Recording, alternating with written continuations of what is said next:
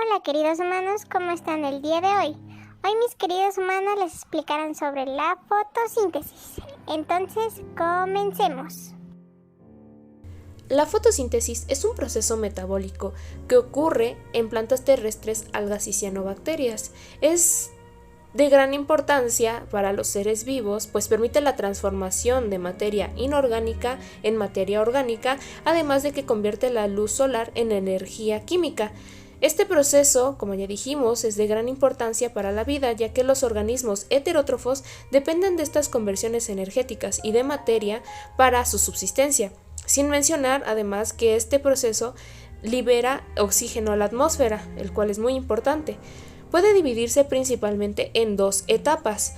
La primera siendo la fase luminosa o de reacciones dependientes de la luz, y la segunda siendo la fase oscura o ciclo de Calvin. Como ya mencionamos anteriormente, en la fotosíntesis los organismos fotosintéticos transforman la energía solar en energía química. Sin embargo, los organismos fotosintéticos no utilizan todas las longitudes de onda de la luz visible del Sol, y esto es debido a que contienen unas moléculas llamadas pigmentos que solamente absorben algunas de las longitudes de onda específicas de la luz visible del Sol, mientras que reflejan otras. Existen tres pigmentos importantes en la fotosíntesis, esto es la clorofila A, la clorofila B y los betacarotenos. Las moléculas de clorofila absorben longitudes de onda azules y rojas y las demás las reflejan. A nivel estructural, las moléculas de clorofila se componen de una cola hidrófoba que se inserta en la membrana del tilacoide y una cabeza de anillo de porfirina, que es un grupo circular de átomos que rodean a un ion de magnesio. Esta cabeza es la encargada de absorber la luz. Aunque tanto la clorofila A como la clorofila B absorben la luz, la clorofila A tiene una función única y crucial al convertir la energía de la luz solar en energía química. Todas las plantas fotosintéticas, algas y cianobacterias contienen clorofila A, mientras que solo las plantas y algas verdes contienen la clorofila B, junto con algunos tipos de cianobacterias. Los carotenoides, por otra parte, son un grupo clave de pigmentos que absorben luz violeta y verde azulada. Los brillantes carotenoides encontrados en frutos como el tomate, el rojo del tomate que se llama licopeno, el amarillo de las semillas de maíz que se llama santanina, o el naranja de algunas frutas que es el betacaroteno, se utilizan como avisos para atraer animales que estos los consuman y puedan esparcir sus semillas en el medio. En la fotosíntesis, los carotenoides ayudan a capturar la luz, pero también tienen una función muy importante de deshacerse del exceso de energía del sol. Cuando una hoja está expuesta a una enorme cantidad de energía solar, si dicha energía no se maneja de una manera adecuada, el mecanismo fotosintético puede dañarse. Los carotenoides de los cloroplastos ayudan a absorber dicho exceso de energía y disiparlo en forma de calor. Como podemos observar, los pigmentos son muy importantes para este proceso de fotosíntesis, ya que al absorber la luz entran en un estado de excitación, es decir, pasan energía de un nivel de atómico al siguiente, y lo que hacen es liberar esta energía y pasarla en una cadena de electrones que es primordial para el proceso de fotosíntesis. Las reacciones dependientes de la luz usan la energía luminosa para formar dos moléculas necesarias para la siguiente etapa de la fotosíntesis, la primera siendo el adenosintrifosfato, o mejor conocido como ATP, y la segunda siendo el portador de electrones reducido, el NADPH. En las plantas, las reacciones dependientes de la luz ocurren en la membrana de los tilacoides, de organelos que son llamados cloroplastos. Como subproducto, en esta etapa se obtiene el oxígeno. La etapa lumínica se desencadena cuando el fotosistema 1 absorbe un fotón. Este fotosistema emite un electrón que es aceptado por una proteína llamada ferredoxina. Por lo tanto, el fotosistema queda con una carga positiva. La ferredoxina, que ahora está reducida, transporta los electrones al NADP, el cual, conjuntamente con iones hidrógeno provenientes de la fotooxidación del agua o H2O, es reducido a NADPH. Por otro lado, el fotosistema 2 también es excitado por la luz y sus electrones son llevados a un nivel de alta energía donde son aceptados sucesivamente por una cadena transportadora específica. Finalmente, los electrones son aceptados por el fotosistema 1, que había quedado positivo, restituyendo así su estado inicial. El flujo de electrones desde el fotosistema 2 al fotosistema 1 es un transporte exergónico, es decir, libera energía, y dicha energía se emplea para bombear iones hidrógeno a través de la membrana tilacoidal hacia el interior de esta. Mientras tanto, el fotosistema 2, que había quedado con carga positiva, para recuperar su estado inicial, promueve la oxidación o fotólisis del agua y capta sus electrones, quedando así restituida su carga eléctrica. Pero además se producen iones hidrógeno que, como ya mencionamos anteriormente, contribuyen a la reducción de la coenzima NADPH. El oxígeno resultante de la oxidación de la molécula de H2O se libera al medio. Lo que explicamos anteriormente pertenece a la ruta acíclica de los electrones, o llamada también ruta de la fotofosforilación acíclica. Existe también otro tipo de ruta, conocida como fotofosforilación cíclica. Esta ruta solamente ocurre en el fotosistema 1. La ruta es cíclica porque los electrones energizados que se originan del P700, que es una parte del pigmento de la clorofila que únicamente se encuentra en el fotosistema 1, retornan nuevamente al P700. En presencia de luz, los electrones continuamente fluyen a través de una cadena de transporte de electrones dentro de la membrana del tilacoide.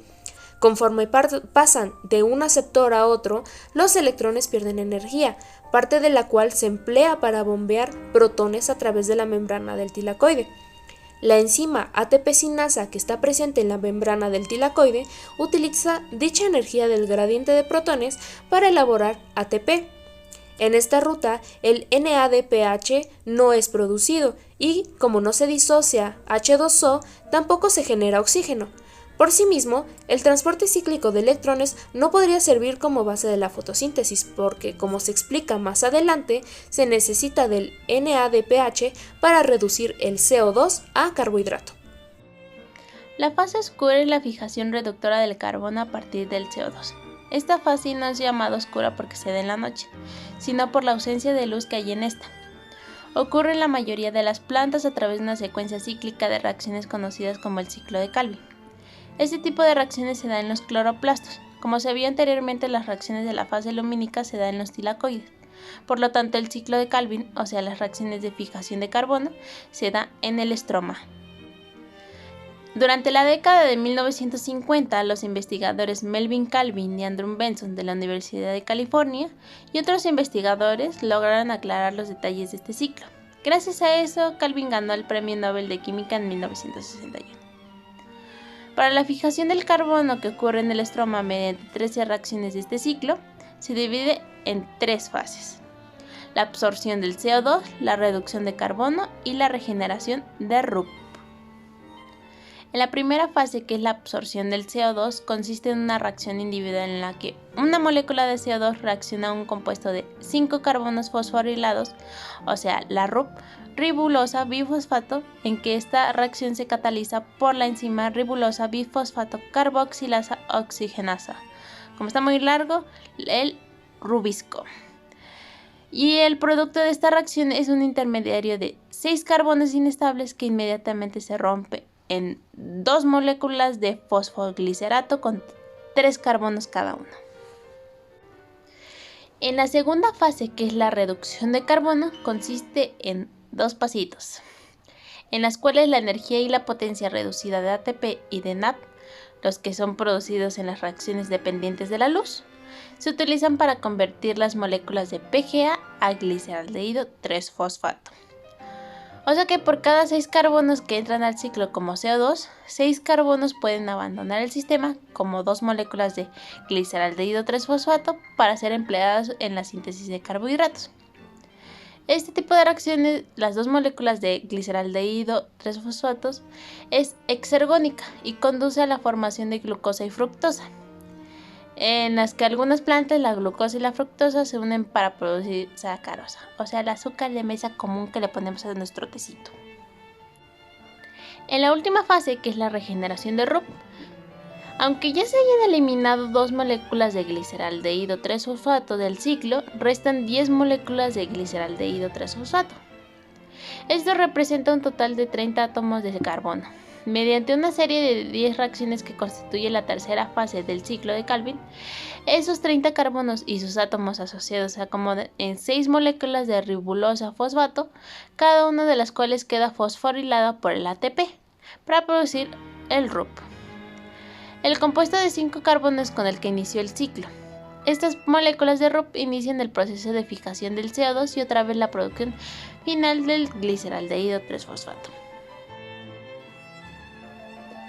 Los fotosistemas que están involucrados en la fotosíntesis incluyen las moléculas de clorofila y pigmentos accesorios organizados con proteínas acopladas a pigmentos en complejos antena.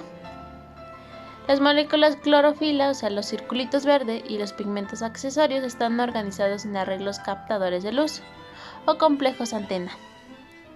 Este tipo de proteínas mantienen a los pigmentos en una posición espacial altamente ordenada, en forma tal que cuando las moléculas de un complejo antena absorben un fotón, la energía derivada de este fotón se transfiere fácilmente a la molécula de pigmento a otra, como se ve en la flecha negra.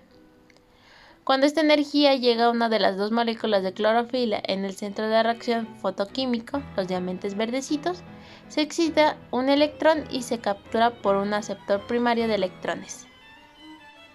En la fotosíntesis anoxigénica, como dice su nombre, no produce oxígeno, o fotosíntesis bacteriana, usa otra molécula similar al agua como donador de electrones, como son el ácido sulfhídrico o el ácido fluorhídrico. Sus grupos biológicos son las bacterias púrpuras, que utilizan los fotosistemas de tipo 2, y verdes del azufre, que utilizan los fotosistemas de tipo 1. Su pigmento es la bacterioclorofila y se localiza en los mesosomas y vesículas. Utilizan al igual el ciclo de Calvin o el ciclo de Krebs en forma inversa. Y eso sería todo por parte de las humanas. Nos vemos hasta la próxima. Adiós.